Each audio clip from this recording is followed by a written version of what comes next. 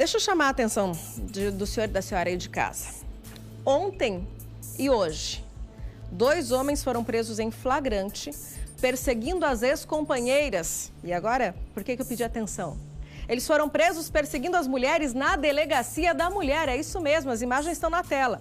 Na noite de ontem, 25, Natal, uma mulher que deu fim ao relacionamento, o ex não aceitava, 60 anos de idade, foi atrás dela lá na DEAN. Resultado, acabou preso em flagrante pelo crime de perseguição. Tá ele lá na porta, enquanto a mulher tá ali no balcão vendo como é que ia proceder junto com o policial. O policial algumas vezes, né, tenta dizer para ele, ó, rapa fora, sai daqui, não é o teu lugar, o que ele tá fazendo aqui? Ele segue ignorando, fica lá parado com aquela famosa, né, pose de bully, né, uma mãozinha aqui na cintura, a outra mão na porta, ele ali, ó. Tá ali o policial dizendo, sai, vaza, né, dá teus pulos, vai lá para fora, e o cara continua ali. Resultado, lá pelas tantas, depois de um tempo de negociação, não adiantou. O policial foi lá fora. Tá esse o momento que acontece a prisão. A outra câmera mostra. Ó, a prisão acontece, chegam 2 policiais militares também, 2 brigadianos, para ajudar a imobilizar o homem que foi preso em flagrante. Repito, esse não foi o único. Eu falei para você, 2 dias, 2 presos. Hoje pela manhã, um homem de 29 anos de idade, já pode até mudar porque é outro ilustra, tá, gente? Hoje pela manhã, não, esse é outro caso, é o Ilustra 2. Esse aconteceu em dezembro. Tem problema, programa ao vivo, dá nada, assim a gente acontece. Esse é um outro caso que eu vou chamar a atenção daqui a pouquinho. Eu quero o Ilustra durante o dia. Tem um segundo Ilustra no momento em que o homem de 29 anos de idade foi preso dentro da DEAN. Ele estava sentado nos banquinhos da DEAN. Por quê? Vários crimes, inclusive violência psicológica. Quem vai explicar para a gente um pouquinho mais sobre esses 2 casos é a delegada Thaís Dias de Cash, que está aqui conosco ao vivo. E, delegada, são 2 casos que eu considero graves, porque, assim, eu vou classificar como cara de pau, né? O fato desses agressores terem a audácia de seguir as vítimas até a Delegacia da Mulher, provavelmente, como eu disse, para intimidar, para fazer com que elas perdessem a coragem de denunciar, né? Achando também que não ia dar nada eles estarem ali naquele ambiente, que é um ambiente de proteção. Boa tarde para a senhora. Boa tarde, é isso mesmo. Nas últimas 24 horas, nós tivemos 2 prisões em flagrante delito pelo crime de perseguição. Um na noite do dia 25, pelo crime de perseguição, e outra na manhã de hoje, que foi além da perseguição, a violência psicológica e o crime de ameaça, né? As 2 situações eram vítimas que tentavam terminar o relacionamento e o agressor insistia. A vítima de hoje, inclusive, já tinha terminado o relacionamento em maio. Então, ela já vinha sofrendo violência desde maio por esse agressor. E nos últimos dias, agora mais recentemente, ele estava praticando atos de perseguição por mensagens de texto, por Pix, até que hoje presencialmente, né, fisicamente, ele sabia da rotina dela, então ele acompanhou ela desde a ida até o trabalho. No trabalho, a vítima não teve outra alternativa, a não ser pedir um motorista de aplicativo ir até a delegacia, e ele ainda teve, né, vou usar suas palavras, a cara de pau de ir até a delegacia de polícia, entrar na delegacia com a vítima e tentar intimidá-la de certa forma, né? Isso a gente considera um total desrespeito às instituições de segurança pública e demonstra que ele não vai respeitar uma simples medida cautelar, né? Uma medida de afastamento, uma medida protetiva de urgência. Então é necessária a prisão dele para cessar essa agressão e manter a vítima em segurança. Nesse caso de hoje, delegada, que eram as imagens que a gente estava colocando, dividindo tela com a senhora, né? A prisão foi feita durante o dia, então você vai daí de casa vai entender. Essa é a prisão de ontem à noite, daqui a pouco eu falo sobre isso. Nesse caso que a senhora estava falando agora, que o relacionamento acabou em maio, ele ainda a perseguia, mandava a Pix, que é uma forma de comunicação, a pessoa pode mandar uma mensagem lá, manda um Pix de 50 centavos, manda uma mensagem, me desbloqueia, quero falar contigo.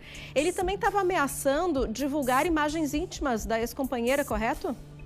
Exatamente, por isso ele também foi autuado pelo crime de ameaça, né? A gente não tem ainda prova se ele chegou a divulgar as imagens íntimas, que isso seria um outro crime previsto no Código Penal. Então, o simples fato dele ameaçar esse mal para a vítima, de divulgar essas imagens dela, já configura o crime de ameaça e por isso ele também foi autuado por esse crime.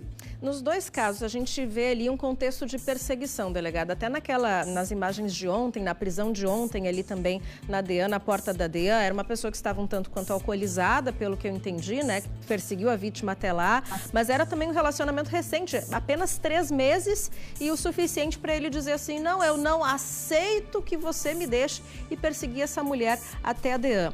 Eu acho que nesse momento em que várias pessoas estão em casa, ainda nesse feriadão prolongado, a gente pode explicar para as mulheres o que é um contexto de violência no relacionamento, delegado. Isso, exatamente. A gente vê mais os casos de violência entre companheiros ou ex-companheiros, né? Esse caso da vítima que já tinha separado dele desde maio. Mesmo o fato de já estarem separados também configura os crimes, né, no contexto de violência doméstica contra a mulher. E não é só a violência física, né? Nós temos a violência psicológica, a violência patrimonial, a violência moral. Então, esses outros crimes que a gente vê no dia a dia da delegacia, a violência psicológica vem sendo muito forte, que ela é mais difícil de comprovar, porque ela depende de um relato mais demorado da vítima, mais detalhado, para a gente conseguir entender de que forma, que atos que ele praticou e causou esse dano emocional na vítima. Essa vítima de hoje, ela já vinha sofrendo vários atos de restrição à liberdade dela, de humilhações, de controle, que configurou esse dano emocional nela também. Ela já teve que procurar acompanhamento psicológico também. E essa própria ato de perseguição, né? O fato dele ir até a delegacia mostra o nível de violência que ele praticava contra a vítima e o total desrespeito a qualquer regra, a qualquer norma que tentasse impedir a aproximação dele. Delegado, eu vou fazer uma brincadeirinha com a senhora, de bate-pronto, a senhora me responde se é crime ou se não é, tá certo? Porque todo mundo aí de casa conhece a agressão física, é crime? Exatamente, é crime. Desbloquear e ficar mexendo no celular da companheira, é crime? Também pode configurar um crime de tanto a perseguição quanto a violência psicológica também.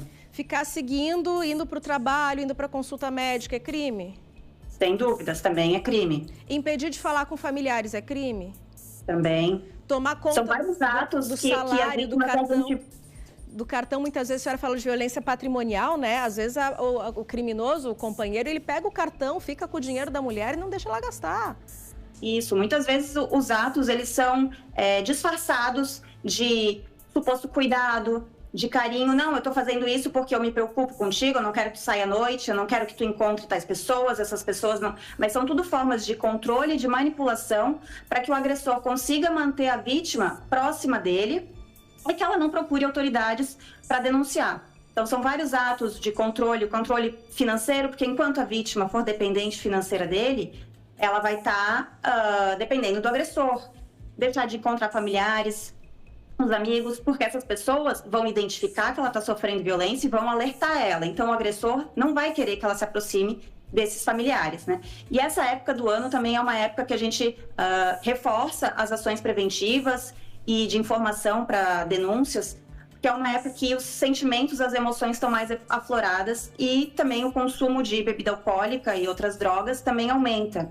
E, consequentemente, aumenta os crimes envolvendo violência doméstica. Então, a gente deixa o alerta aqui para registrar, para procurar ajuda, procurar a delegacia de polícia, que nós estamos lá 24 horas para poder atender, servir e proteger essas mulheres, seja enviando a medida protetiva, seja num caso como esse, se for necessário, a equipe tem preparo para fazer a autuação em flagrante delito. Temos também a Delegacia da Mulher online, em que é possível fazer o pedido de medida protetiva online e é muito rápido, seguro e fácil para a vítima conseguir essa proteção. Então, nós temos vários canais de proteção que merecem ser divulgados para que nessa época do ano, né, principalmente nessa época do ano que aumenta os índices de criminalidade, a vítima procure ajuda e não sofra calada e evite fatos mais graves, né? Porque poderia ter acontecido talvez uma violência física ou até um feminicídio nessas situações que a gente viu aí nos vídeos. Delegada, a senhora chegou num ponto que eu gostaria de tocar, foi crucial, eu vou aproveitar até esse gancho.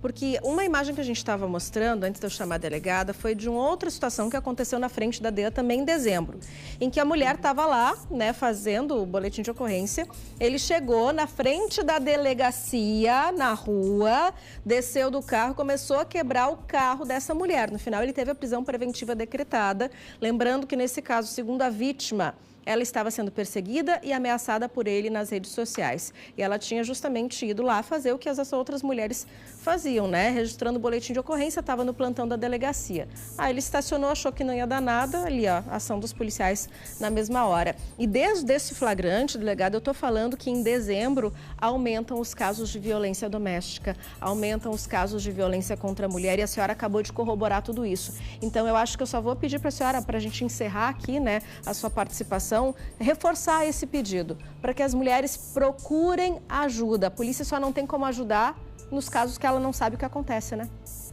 Exatamente. A gente estuda os casos que acontecem em feminicídio e muitas das vítimas não têm nenhuma ocorrência policial, não tiveram nenhuma medida protetiva solicitada e com certeza o feminicídio não foi o primeiro ato de violência, certamente já aconteceram outros. Então a gente deixa um alerta para o primeiro sinal de violência, procurar ajuda, mesmo que não seja uma violência física, uma violência verbal, procure ajuda, registre uma ocorrência para que a gente tome conhecimento e possa tomar as medidas de proteção. Nós temos toda uma rede de apoio para a proteção de mulheres, a gente consegue encaminhar para abrigos, buscar ajuda de familiares. Nós temos várias alternativas, né? O encaminhamento das medidas protetivas para afastar o agressor do lar, impedir o contato com essa vítima ou, se for o caso, com outros familiares.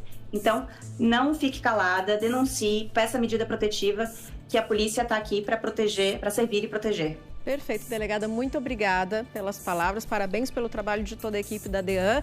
E quanto mais malucos como esse surgirem, a polícia está preparada para prender. Até a próxima. Obrigada.